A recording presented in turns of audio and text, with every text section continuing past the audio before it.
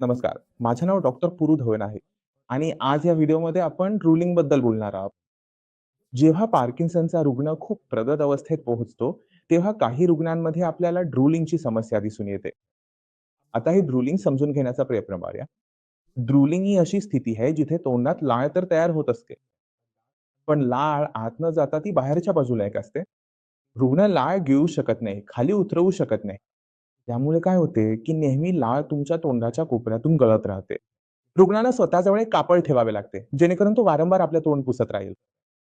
आता ही जी समस्या आहे ती सोडवता येण्यासारखी आहे.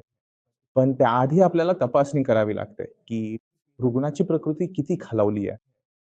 तर तुम्ही एक छोटंसं काम करायचं आहे. तुम्ही पाण्याची एक बाटली घ्यायची आहे किंवा त्या रुग्णाला पाणी द्यायचं आहे.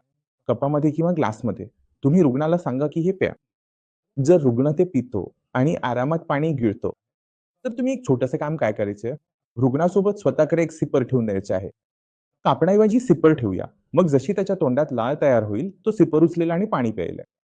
जेव्हा तो पाणी प्यायले, तेव्हा पाण्यासोबत लाळ ही गिळली जाईल आणि त्याने काय होईल, की ड्रूलिंगची जी सवय असते, जे ड्रूलिंग होत असते, ते थांबते. आता हा तर झाला तात्पुरता उपचार. आता कायमस्वरूपी उपचाराकडे वळूया. ही जी समस्या होत आहे, ती का होत आहे? हे आता समजून घेण्याचा प्रयत्न करा.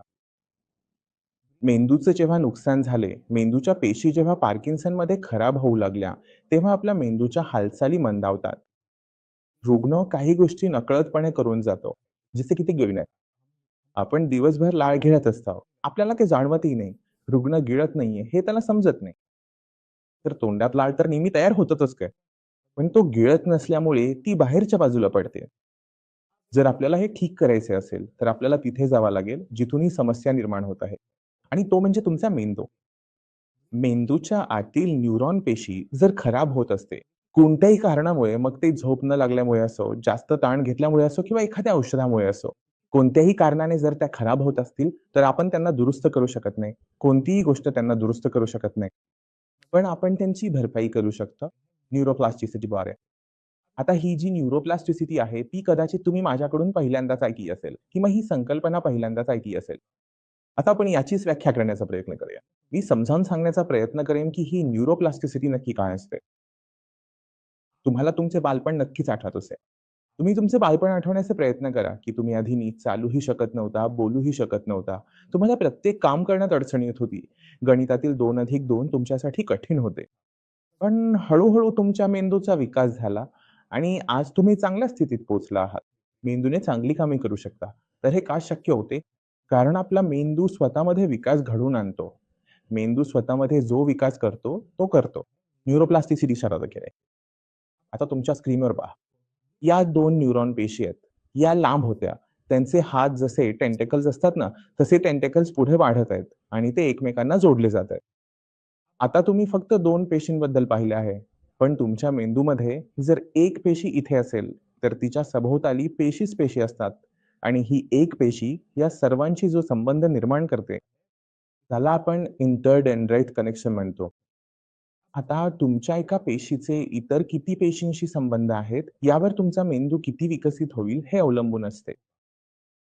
जर हे संबंध कमी असतील, तर तुम्ही त्याला मतिमंद म्हणू शकता. जर हे संबंध जास्त असतील, तर तुम्ही त्याला आइन्स्टाईन म्हणू शकता. तर हे जे संबंध आहेत, ते आपल्याला वाढवायचे असतात. कारण मेंदूमध्ये नुकसान तर झालंय. ज्या पेशी मेल्या आहेत, त्या तर पुन्हा जिवंत होणार नाहीत.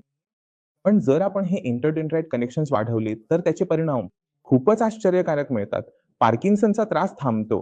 कारण पार्किन्सनमध्ये काय होत असते, की कोणती ना कोणती गोष्ट तुमच्या मेंदूला इजा पोहोचवत असते. आपल्याला ते सुद्धा ठीक करावे लागते. समजा तुम्हाला रात्रभर झोप येत नाही. तुम्ही रात्री फक्त 2 तास झोपू शकता. तर आपल्याला झोप ठीक करावी लागेल. जर तुम्ही गरजेपेक्षा जास्त विचार करत असाल, सतत विचार करत असाल, की "अरे रे! माझ्यासोबत हे झाले, माझ्यासोबत ते झाले." तर ते ठीक करावे लागते. काही रुग्णांमध्ये या दोन्ही समस्या नसतात, पण त्यांच्याकडे काही काम नसते, कोणताही छंद नसतो. तर ती काय करतात, टीव्ही पाहत राहतात, आपल्या फोनवर Facebook चालवून पाहतात, बातम्या येत राहतात, त्या पाहत राहतात, पाहतच राहतात. तर ती गोष्ट आपल्याला बदलायला लागते. तुम्हाला एका चांगल्या जीवनशैलीत आणावे लागते, जिथे तुमचं जेवण चांगले असेल, जेवणात सर्व जीवनसत्वे, खनिजे आणि पोषण असेल. तुम्हाला एक चांगली दिनचर्या द्यावी लागते, ज्यामध्ये तुमचा मेंदू गुंतलेला राहील. सकाळी बागेत जाणे, मग येऊन आपला नाश्ता करणे, मग थोड्या बातम्या पाहणे, त्यानंतर आपला एखादा छंद असेल, जसे की बागकाम, ते करणे. ठीक आहे. त्यानंतर तुमचं दुपारचे जेवण झाले. जेवणानंतर तुम्ही थोडीशी डुलकी घेतली. त्यानंतर तुम्ही तुमच्या मित्रांना भेटायला गेलात. मित्रांसोबत तुम्ही तुमचे खेळ खेळलात, पोहायला गेलात, बॅडमिंटन खेळलात, गोल्फ खेळलात, जे काही करायचंय ते. मग संध्याकाळी तुम्ही थकून भागून येता, जेवण करता, फेरफटका मारता आणि झोपून जाता. तर हे एका दिनचर्येत बसवणे.